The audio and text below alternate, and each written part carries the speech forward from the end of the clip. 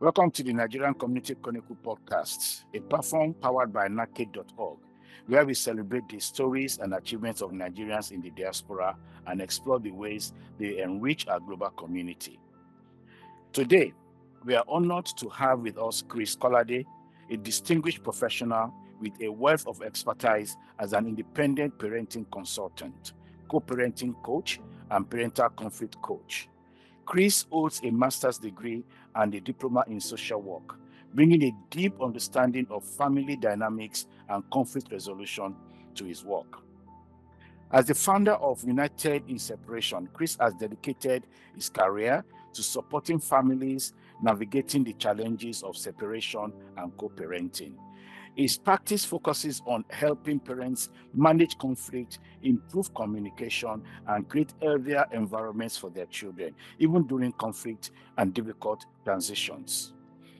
Through his compassionate approach and practical strategies, Chris has made a significant impact in empowering families to thrive no matter their circumstances. In today's conversation, we'll explore Chris' inspiring journey, the invaluable work he does with United in Separation, and his insights on addressing the unique parenting and challenges faced by Nigerians in the diaspora. We also discuss how organizations like NACAID can play a role in supporting families through education, resources, and community building initiatives. Chris, it's a pleasure to have you on the podcast. Welcome to you. Thank you very much. It was a pleasure to be here. Thank you. Right. Chris, could you please tell our viewers about your journey? What inspired you to become a parental consultant, co-parenting coach, and parental conflict coach? Well, the journey. I studied psychology in Nigeria. Coming here, the plan was to continue to family therapy straight away. But somehow, I kind of got dabbled into social works, where I really enjoyed the work I do. I do families, work with young people, work with families. Actually started with working with young people that are going through some very difficult situations. So that was what became, my passion in social work developed. But from there, I realized that just working with the young people, themselves alone, doesn't resolve the issues I really wanted to resolve. I realized I needed to do more work with their parents, because I spent a lot of time working with the young people, doing a lot of positive work with them. But then at the end of the day, they have to go back into the dysfunction family where they came. So after like 6 months or whatever, all the hard work, they're back again. Exactly. So I just realized, look, working with the whole family is probably the best option. Okay. And that was just started developing, passion in working with the whole family. Went back to study systemic family therapy, and then the idea of conflicts just keep popping in all the time. So I realized that a lot of what I do is about managing the conflict within family dynamics, and that's always been passion. Especially when I realized the impact it does have on children. So that's when the journey, kind of before I realized, years and years down the line, I'm just, at the moment I just work mainly with parents in conflict. Oh, thank you very much. So in that case, what motivated you to establish United in Separation, and what unique support does your practice offer the parents and families going through separation? Well, one thing I realized was when I work with a lot of parents that maybe they've separated or they've divorced. But over the years, you realize that the conflict itself doesn't end.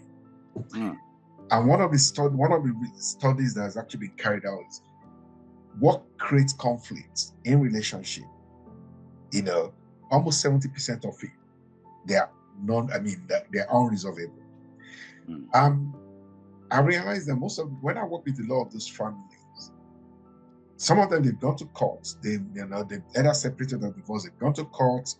They've been in the court system for 2-3 years, but then the conflict itself does not resolve.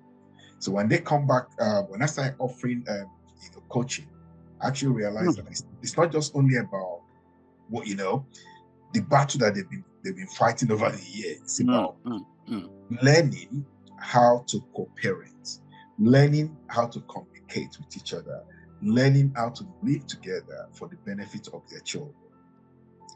Not necessarily they don't have to be in a relationship again, but how can they co-parent and reduce the impact? So I realized that majority of those parents, they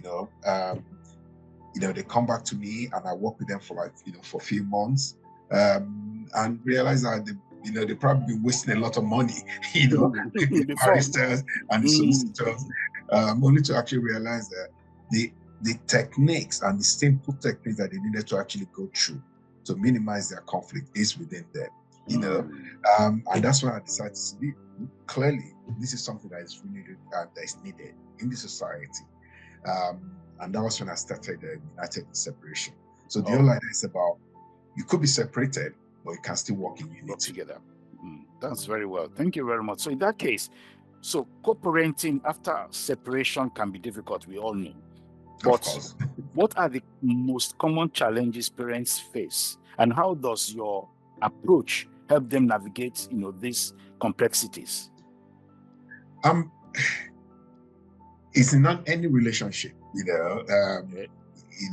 conflict is something that is natural in every relationship. Sometimes I even say that if in any relationship, if there's no conflict, there is not a healthy relationship. There has to be conflict from time to time, because conflict allows us to grow. But when you look at common factors that we see among parents, especially with co-parents that are in conflict, it sounds simple, but it's difficult to kind of manage and understand. Communication is almost the foundation of everything.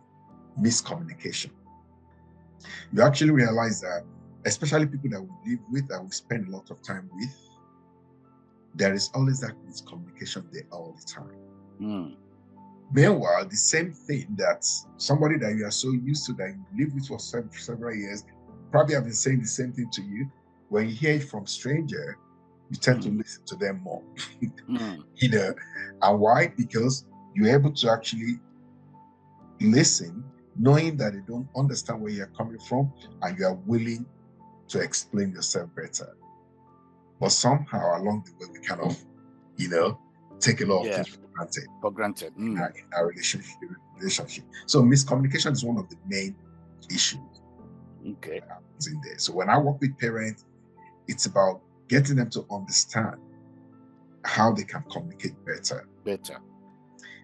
Listening is part of that as well. Because when there's a lot of conflict going on, a lot of people, when you ask them, did you listen to him? Did you listen to her? Most of the time, they are listening, to ask questions, or they are listening to either counteract whatever they are saying, or challenge whatever they want to say. So it's about teaching them to be able to listen, to understand the other person, rather than listening to ask questions or listening to challenge. So a lot of issues around communication most of the time. And there's always kind of issues around disagreement, especially when parents have separated. There are issues around disagreement around either schedule, contact schedules, contact arrangement. Everybody wants to spend time with the children, but without really thinking about, what I'm asking for, is it for me or for my children? Yeah, it's all good. I want to spend a lot of time with the children, but is it convenient? Is it going to disrupt their education? Is it easier, for them to spend more time with this other parent, and when they see you as well, they have quality time with you? So for me, I listen that it doesn't really matter, where the children lives, if the parents are able to work together, the children are going to benefit from that. Benefit from So that. that's another issue that is always kind of very common. Another thing I'm always looking at as well is, when people have kind of lack of boundaries around what the expectations are, if you don't have that clear boundaries, other person can actually try to take advantage. And when they take that advantage because of lack of your boundary, you get to a state that you feel used or you feel insulted or whatever, then there's going to be a fight, at the end. What else is another common thing as well is finance. Usually I try when I work with parents in conflict or co-parents, I do a lot of mediation as well. And when it comes to finance, it's always very, very delicate and very difficult. Because as long as you feel that the other person is out to get you, there's always going to be that, almost like there's always going to be that underlying issues in there that you'll be thinking about, what's going on, what are they up to? So all that thinking all the time generates a lot of, a lot of conflict. So when I work with a lot of parents, it's about, getting them to come to realization that it's not just only about what they argue about. Most of the time, it's about what is underneath the argument. What are they really fighting? That is really triggering those arguments. And I always say to parents as well, you only have two choices. If you want things to get better, you only have two choices. It's either you work on yourself or you work with the other parent. I can see, yeah. And the reality is, working on yourself it's not as easy as it sounds, but that is probably the best option because you don't have control over what the other parents, will do. You don't have control over whether they're going to insult you, they're going to say something that is going to annoy you, but you have control over how you allow their behavior to affect you. So it's about getting people to, to understand that basic principle. And when people start realizing that, working on themselves does create a lot of positive, vibe, they start realizing that, that's probably why, why haven't I done this in the last 20 years? Yeah. We've been fighting. Interesting. Yeah. Oh, so, good. A lot of that work has to come from within, because you can only fight with somebody that wants to fight back. Somebody's trying to fight with you all the time and you are not entertaining that. Clearly, sooner or later, they will have to give up. They will give up. Very interesting. Thank you very much for that very insightful, response. Now, with conflict between co-parents, often affects the children. So how do you guide parents to manage, these conflicts in a way that it prioritizes the children's well-being? Well, what I say every parent, I won't say every parent, most parents, they love their children and they want the best for their children. But when there's conflict between parents, the challenge, it's about the difficulties between the two adults rather than the children. But because when you find yourself in this position of, I am right, he's wrong or she's wrong, there's bound to be conflict all the time. Now, when it comes to children, what I always say, the challenge between that is children are there, they're like spectators all the time. They can see what's going on, all the time. So when parents are fighting, when they are getting into this kind of conflict, the reality is, unconsciously, whatever they think they are doing to protect the children or to fight for their children is more likely, most of the time, creates more problem for the children. I'll give you an example. I had a father that he's been to court 19 times until the court says, don't come back. They're kind of stopping from, coming back into court. But what was his view? From his own position, he's trying to protect his children. He's trying to stop the mom and a new boyfriend, to take the children out of the country. But the question is that true? Hmm. You know, she's saying that the woman is from another country, which he knew before, but that woman never even had any base in that country. You know, so what's the guarantee that she was planning to take those children there?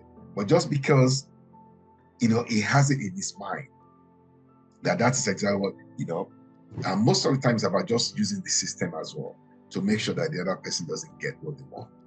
But on another note, I always say that each party, there's validity in everybody's, you know, everybody's point. True. Mm-hmm. There's validity in the man, you know, views, and there's validity in the woman's views as well. But because the conflict is so difficult, I mean, so high And intense. and very intense, they're like kind of a gridlock. And all they needed to do is they're able to actually communicate in a positive way and give each other the opportunity to hear the validity in each other's views. They are more likely, you know, to see things from each other's point of view. Yeah. But most of the time when you're in conflict, in high conflict, you don't think about that. Definitely. You know, it's about what the other person did that is really that, you know, that is either upsetting you or whatever. That's what you see. So and most of the time, the children, they live through all this. And even sometimes some parents will feel, oh, children don't know what's going on. But when we talk to children, I mean, sometimes I record children with the consent of the parents and I play it for the parents. And that's when they, you know, when they hear what the children are saying, that's when you see the tears rolling down. And they kind of say, well, yeah, that's true. But when we talk about conflict, there's almost like three patterns I always see most parents kind of fall into. There's the first pattern, which is about, you know, when parents just kind of argue all the time. You know, one person's arguing, the other person's arguing, and both of them are at it all the time. You know, and in that situation, nobody wants to actually give, you know, kind of give way for the other person. You know, because there's always that conflict going on all the time.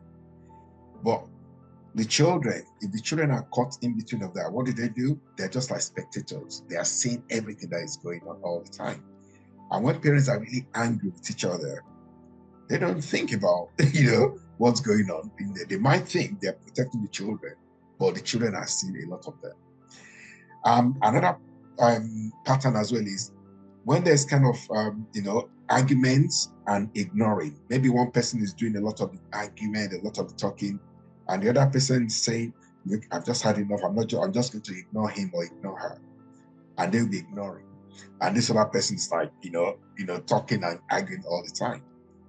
In that situation, the person that is trying to do the ignoring, the more they do that, the more this other person feels, you know, ignored, and the more they get more upset and they want to talk more, you know.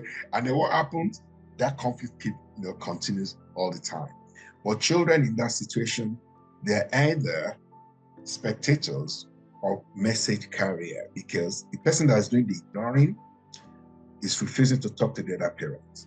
So whenever the children are there, or go and tell your mom, you know, they just keep sending the children back to the parents.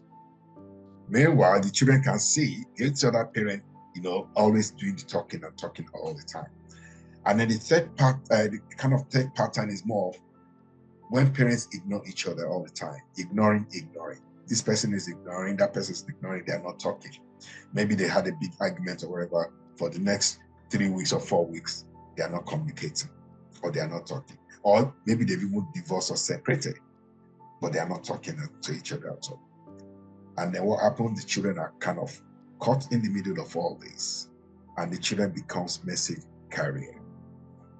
You know, or tell your father he needs to buy the uniform, whatever. By the time the little boy will get home, or the little girl will get home, oh, mom said you have to buy all of this. Well, I gave her money last week. Tell her that, you know, she should use the money I gave to her next week. And then the child will run back again. And just imagine the kind of body that children has to carry, you know. And there's always something that we say between, you know, what happens between two houses, especially when parents are separated and divorced. that whether the mother or the father is taking the child or the children to the other parent's place, just imagine what goes through those children's mind during that journey. It's either their heart is like, or they're just so scared that they don't even know. Every parent's joy and every children's joy that they look forward to is when they have something positive or a good experience, they want to just rush back home, to tell their parents or to tell somebody that is really important in their life. But just imagine that you've had so much fun in daddy's home, but you can't afford to go home and tell mom because mom is going to be very upset. Or if you've had so much fun with mom, whether mom with her partner, or you can't afford to go to daddy to tell daddy, and children carry this body all around. So when I look at those three patterns, most of the time families fall into that, and I get them to kind of think about how the children experience whatever it is that is going on. And sometimes they ask, oh, which one is better, which one is worse? None is better. They all have their impacts on the children. And it's about getting them to realize that, to recognize that, and recognize what is that they need to do differently in order for things to get better. And I always say for things to change, they have to change. The adults have to change. It's not the children that has to change. It's the adults. So that's the message I always get to the parents. That's very thought-provoking. In fact, I felt the power in that. Now, let me ask, within Nigerian and African diaspora communities, how do cultural values and society or societal expectations impact parenting, and co-parenting, and even separation? Well, I mean, for many years, one of the things I've always advocated for is definitely coming from diaspora. Maybe if you're brought up in Nigeria, you have the values that you're brought up with. But when you come into this part of the world, there's going to be other values that are here, that you're going to experience. So I always say that it's not everything in your culture, in the values that you hold from there. I mean, from your from your background or from your cultural background that you want to hold on to. There are some that you probably want to let go of. There are some that you don't like that. That doesn't kind of sit down well with you. Like smacking. Some people definitely they used to get smacked, but they don't want to do that. They don't want to do that anymore. But when you come to this society as well, there are some values in this society that you like dearly, and there are some that you definitely don't want to that you want to let go of. So what I always say is, I think we're actually in a better situation or better position because your children can actually benefit from best of both worlds. So some of the values from back home and some of the positive values that you have from here. The ones that you want to let go of, you let go of them. And some of the values from here that you want to let go of, you let go of them. But you take the positive values from your own culture, and the positive values from this culture, and put that together to bring up your children and let them get the best of both worlds. People that never left this country, they only know of one values. They only know what they've seen. Apart from the internet is so viral that they have a taste of other things. But if you've had the opportunity to live or to grow up in a different, environment, I'm sure there are a lot of things you want to hold on to. And there are things that you want to let go of. So when it comes to parenting, it's about being able to identify some of those values that you want to instill in your children. And I always say that, it's about being realistic as well, because when a child is actually arguing or you get into a lot of argument with your child, sometimes it's about being able to sit back and listen to those children. You'll probably be surprised that to an extent, some of those children are actually even smarter than you, and they cannot understand, why you are thinking the way you are thinking. The But Gen Zs. yeah, I always say that, you can learn, you can learn from your children because their world is different from your world. And a lot of things that they are aware of, is probably kind of a cake to you that you've never really experienced it. But if you don't listen to them, if you don't try to learn from them, you're going to miss out on how to help them. Or even sometimes you might even want to help them, but without knowing how to help them. So your solution can actually cause more damage, to them. So, and when it comes to a conflict as well, there's always this kind of issues that I've faced a little bit as well. That maybe you went back home, you brought a wife, and then when they got back here, things became very difficult. But for me, it's still about understanding. It's still about communication, and it's still about being able to, what are the boundaries, what are the plans that you have before you settle down. Because sometimes we rush into a lot of things, and there's a lot of things that are very obvious that we pretend not to see before we even decide to get married.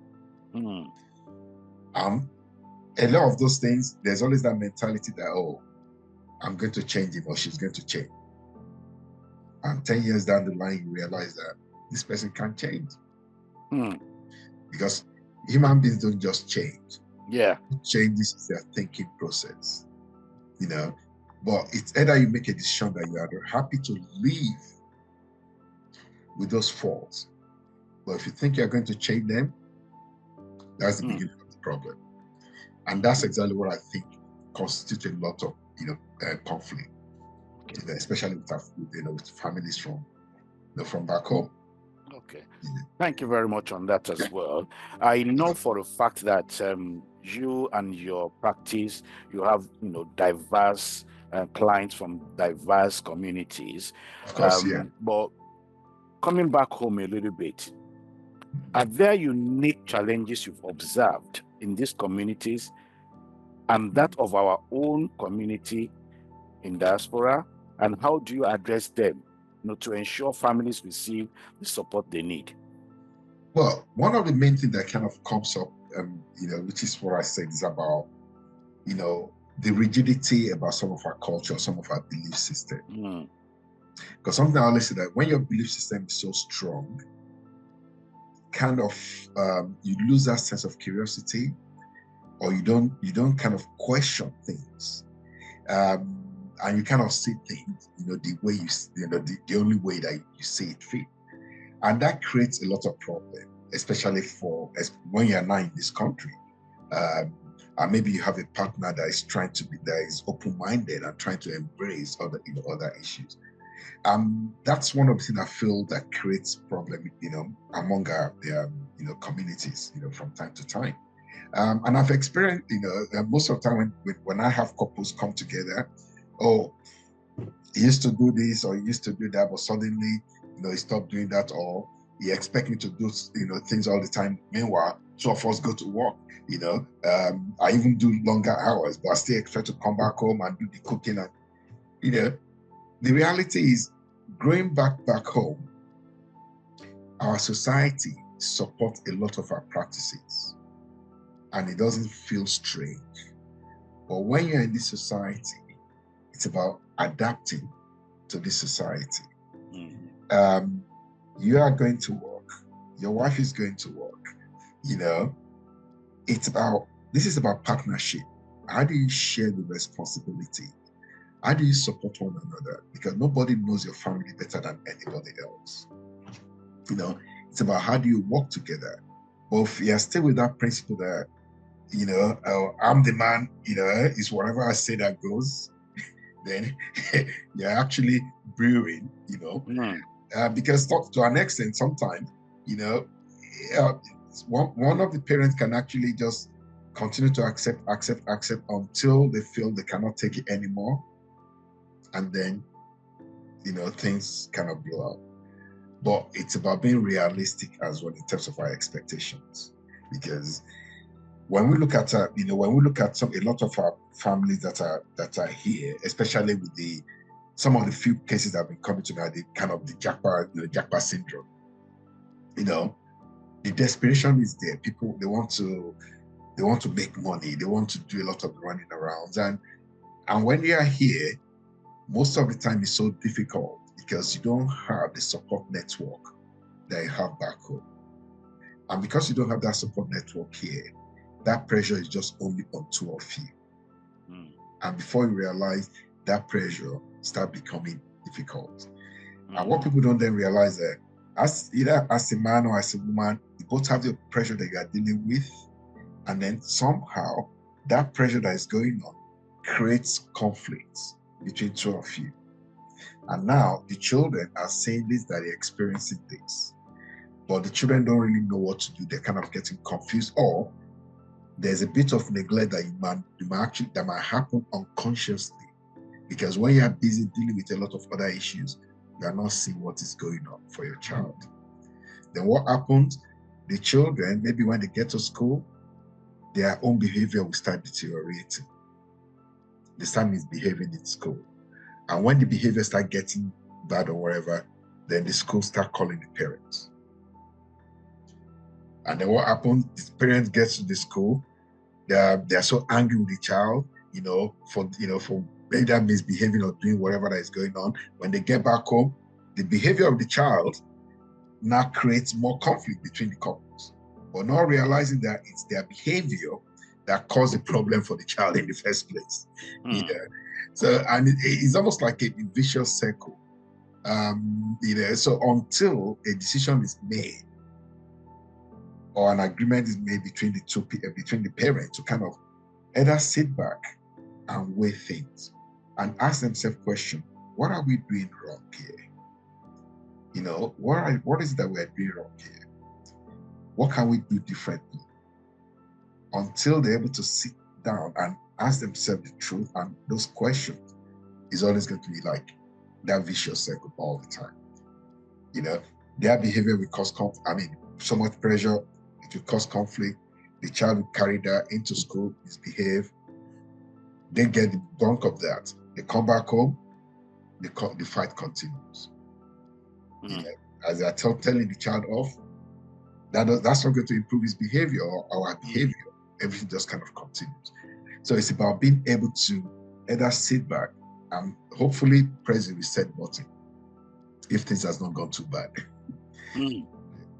Oh, thank you. I'm sure. Well, first of all, let me thank you for registering on NACAID, and I'm sure you've had time to, browse through the portal.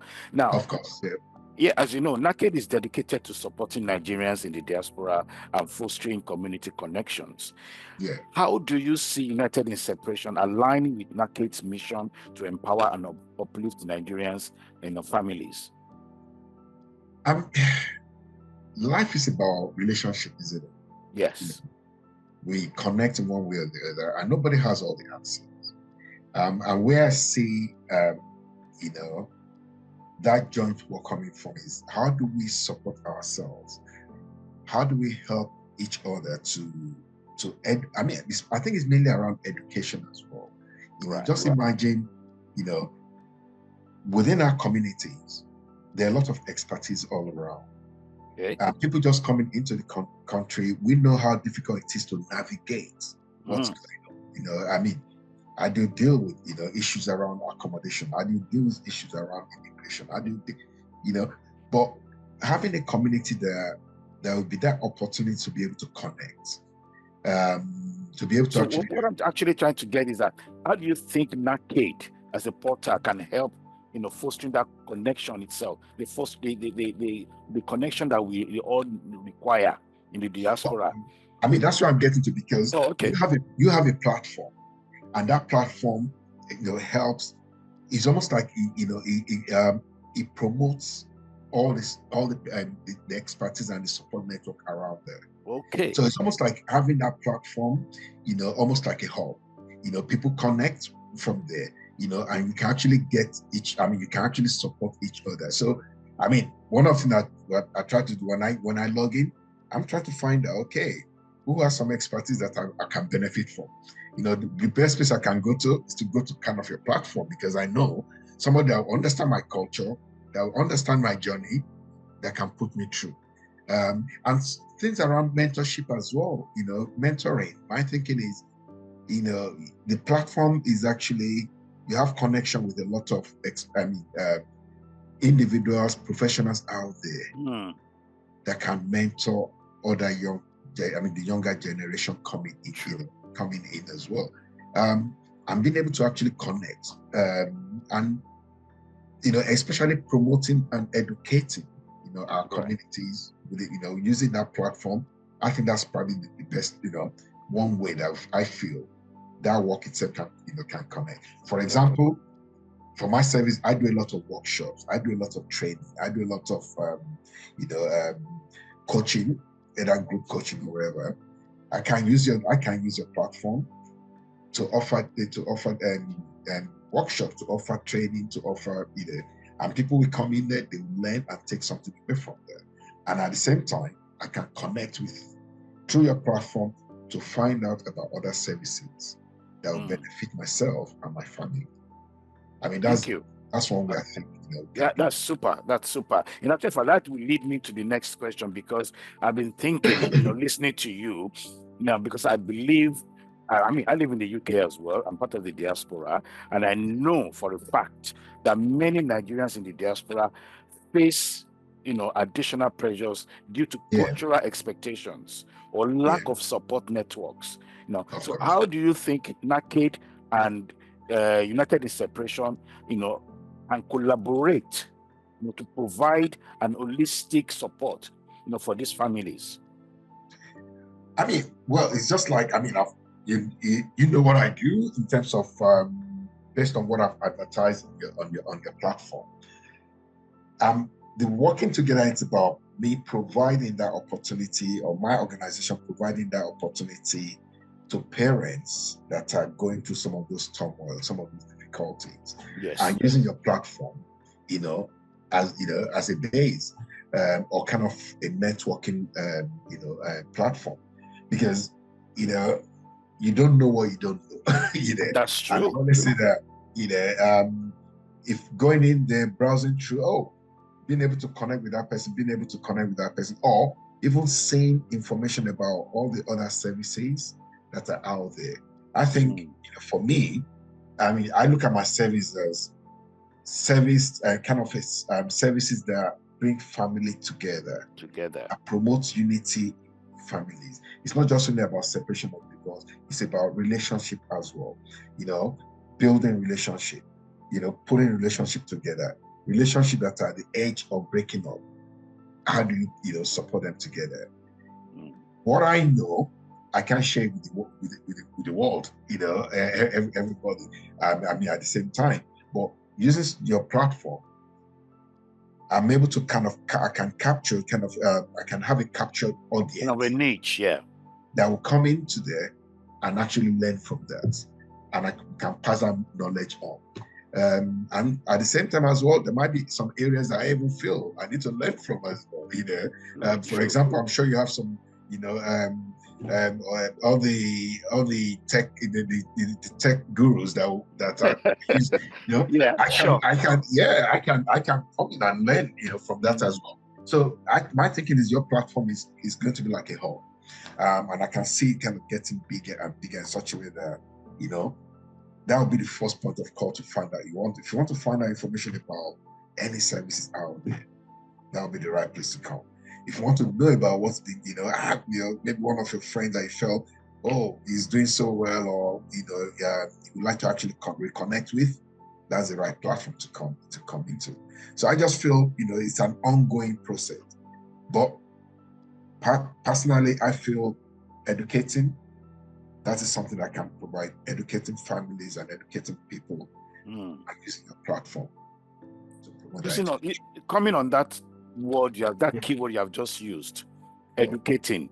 Now, for parents watching or listening today who are going through a separation, what immediate steps can they take to create a healthy co-parenting environment for their children?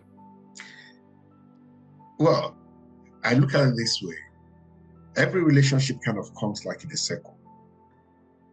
There's always going to be harmony when things are lovely, hunky-dory, everything is fine.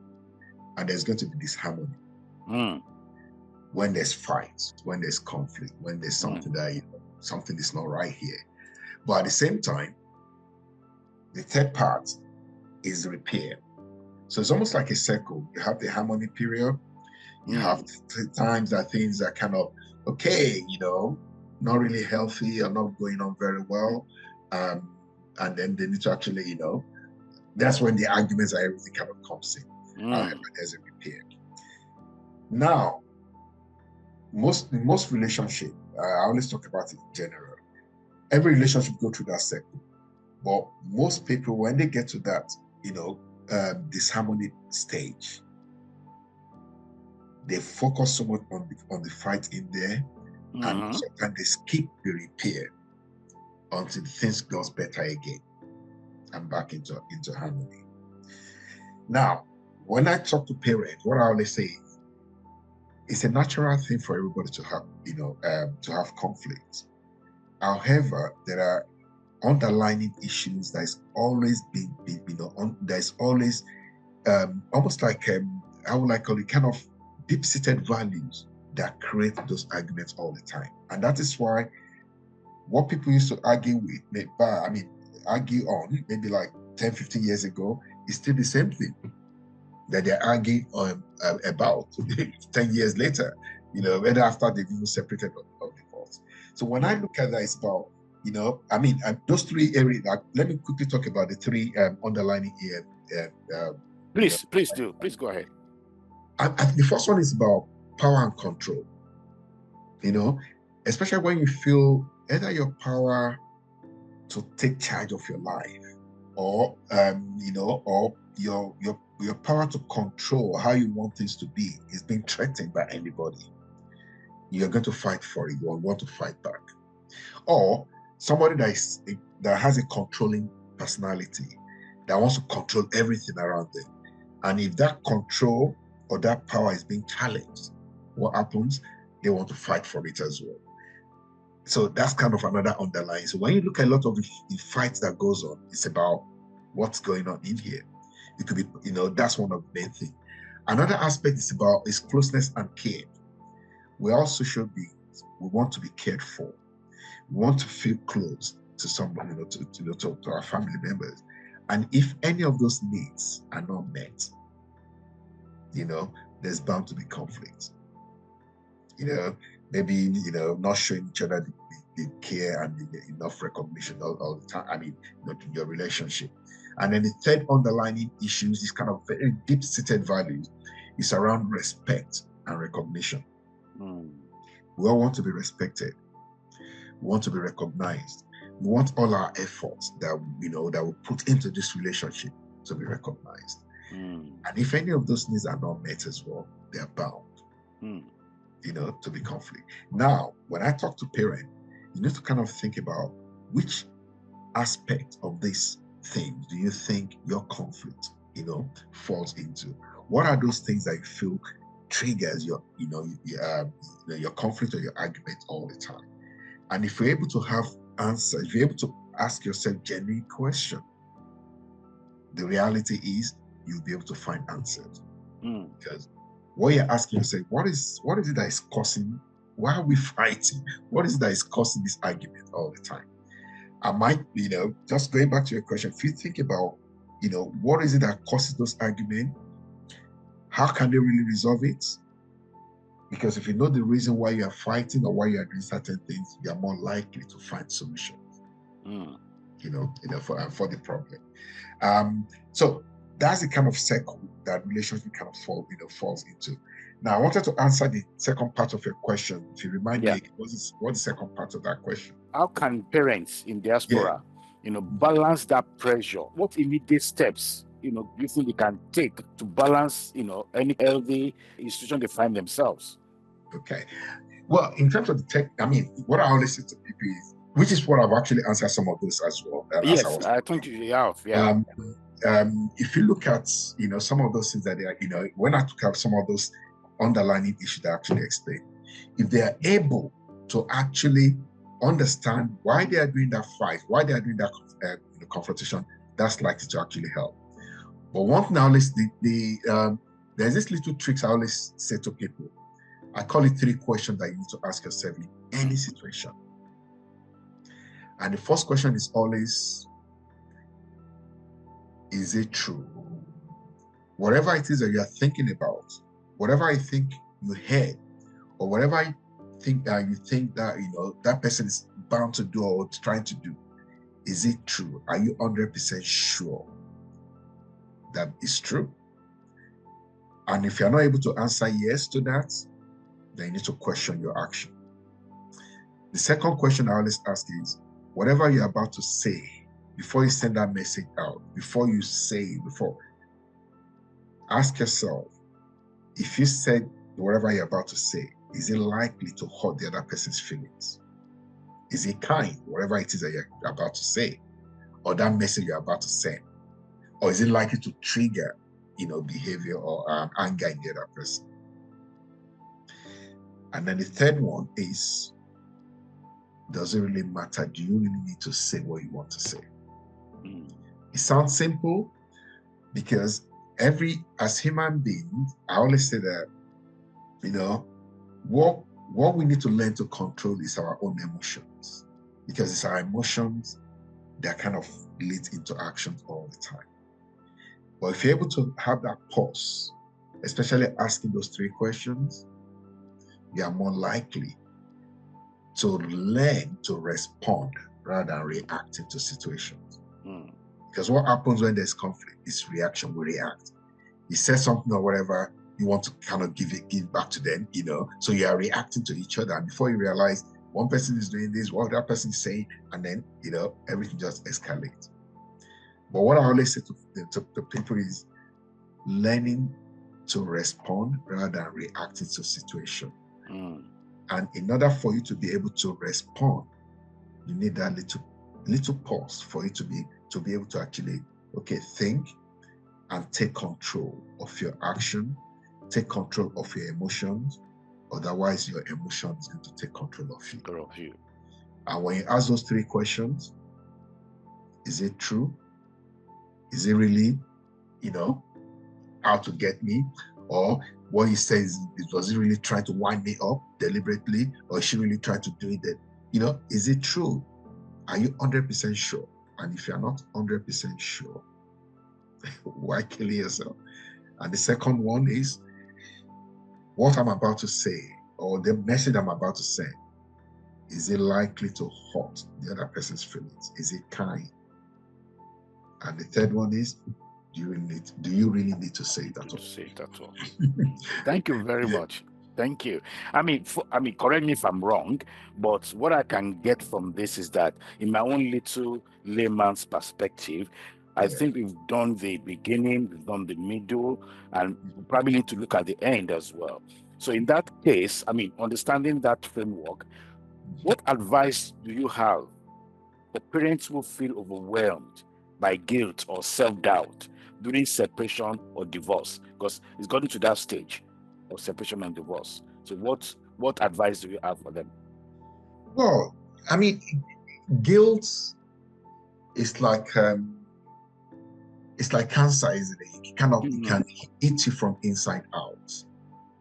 But for me, one of now listen to parents is, you need to forgive yourself in order for you to be able to forgive others. Relationships do come to an end. That's fact of life. There's always going to be conflicts. That is fact of life. And sometimes, even people, there was a lady that came into session with me a couple of weeks ago. And one of the things she was asking is whether to remain in the relationship or to stay in that relationship because of her children. And for me, one of the things I always try to get people to understand is that's a very difficult question to answer. But you are whoever that lives in that relationship knows their family, knows themselves better than anybody else. And one of the things I always say is, there's a lot of studies that have actually shown, that always focus on the impact of divorce or separation on the children. But one thing that is always very important is the quality of the relationship itself. Because people can say, I mean, I've worked with couples or parents have actually separated before and have better relationship than when they were together, because they could not live together under the same roof. And I've interviewed children that say, oh, things are better now because daddy and mommy don't talk anymore. You know, so I think it's about the quality. But any situation that there's high conflicts, that is frequent, intense, and poorly resolved, is bound to be difficult for the children. So when you now think about, you know, the advice I have, you know, for parents in that situation that probably feel guilty about separation, or maybe either guilt. There's always two things you kind of feel guilty about: what you are doing to the children, or guilt about the relationship itself. But for me, one of my always says it's about learning to forgive yourself and learning to let go, because you cannot change what has happened in the past. What you can do is now, what can you do to make things better for yourself now and for your children? In order for, you know, because if you want to create happy memories for your children going forward, it's about what is that you can do now. But if you keep holding on to the back, onto the past, you're going to forever be looking back without going forward. And I said that life is like it's like when, you know, when you are driving, you have a little rear view mirror. It's not designed for you to be concentrating on it all the time. It's just for you to glance at, you know, and face forward again, because, you know, it's about moving forward. What is that you want to do? Yeah, look at the back briefly. I mean, look at the rear view mirror briefly, just to kind of have a glance of what's behind you, or, you know, anything that's actually, you know, that happened in the past. The most important thing is, what lessons do you learn from that? What lessons did you learn? Because if you don't learn any lessons from that, you are bound to take that mistake into another relationship if you end up in another relationship. So guilt is one of the, you know, guilt, anger, and fear are, you know, one of the major, you know, difficult emotions that can eat anyone from inside. You know, and it's about how do you manage that? How do you let go of some of those? But in order for you to do that, I say it's always important to learn to forgive yourself. Fantastic. Thank you very much. As we are coming to the end of the podcast, if you could share one key message with parents and families in the diaspora about navigating separation, what would it be? Well, separation is reality. It's not something that, you know, that is, I mean, we expect to see it happen all the time. I always say that any relationship, you know, has a chance. Yes. As long as there's no abuse in it, as long as there's no domestic violence, or, you know, any relationship, no matter how bad it is, has a chance. And that chance is whether you are ready to do things differently. I mean, who says it that if you keep doing the same thing and expecting a different result, that's the beginning of insanity. You know, every relationship has a side. I gave a task to, actually read it somewhere, and I gave this task to a couple just about, you know, at the brink of separation. And what I just say is, go away and you take 100% responsibility for how you want this relationship to be. And the same thing to the other parent as well. You take 100% responsibility for the success of your relationship. And when you do that, what does that mean? No blame. Because there are 4 apocalypses that happen in any relationship. And if you have those in your relationship, the reality, there's always going to be problems. And the first one is, blaming or criticism. The next one is, you know, defensiveness. Third one is contempt or disrespect. And the fourth one is stonewalling. The number 3, which is the contempt and disrespect, that's the highest predictor of relationship, you know, coming to an end and divorce. when somebody have to feel that they know better than the other person, or they talk down at somebody. And stonewalling, you have a fight, whatever, instead of communicating and talking about it, you ignore each other for days and days. So think about those 4 apocalypse. It's one Dr. Gottman that talked about it. Very fantastic professor. Make sure that you find a way to minimize those 4 apocalypse in your relationship. No blaming, no criticisms, no defensiveness, because if you blame somebody, automatically they become defensive. They want to defend their position. And no disrespectful or contempt. And the 4th one is stonewalling. Those 4 areas I always say, if you make sure you avoid it in your relationship, and if you're able to get rid of those, there's always hope. Always hope. And if you're ready to take 100% responsibility for the success of your relationship, and if you're going to do that just a day, see whether you can go through a day without thinking of negative things towards the other person. Just one day. If you survive that day, be grateful and start again tomorrow. Fantastic. That's very nice. Finally, how can our audience connect with you, learn more about United in Separation and the benefits from the services you provide? Well, there's my website is there. I think my website is on your platform as well. Portal as well. We can tell our viewers, before, give us the domain name and probably there's any email or phone number. Okay, well, it's www.unitedinseparation.com. I'll say it in Nigerian style. United in Separation .com. But it's one word. And my email address as well is chris@unitedinseparation.com. Usually people just send email to me directly. And I do a lot of I write a lot of blogs as well on the same platform that goes out there for people, and people do connect back, either on Facebook, through Instagram as well, but at the moment it's mainly just using my website. We'd like to share your blog on our portal as well. That's interesting. I pump that out a lot, at least at least 1 or 2 times a month. Okay, that's very interesting. That's very interesting. Anyway, Chris, thank you so much for sharing your insights and for the work you do for Nigerians in diaspora.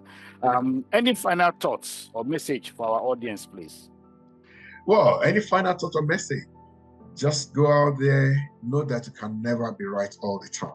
Nobody's right all the time. So for you to avoid conflicts, you have to be flexible. And that's the reality of life. But as long as you know that you can never be right all the time, that means you'll be able to listen to the other person. That's one way of avoiding conflict. Thank you. To our viewers, please try and visit United in Separation's website and also explore nake.org to stay connected to your culture and community. Please follow us for more inspiring stories like this. Thank you. Good night and God bless. Thank you very much. Okay. Good night.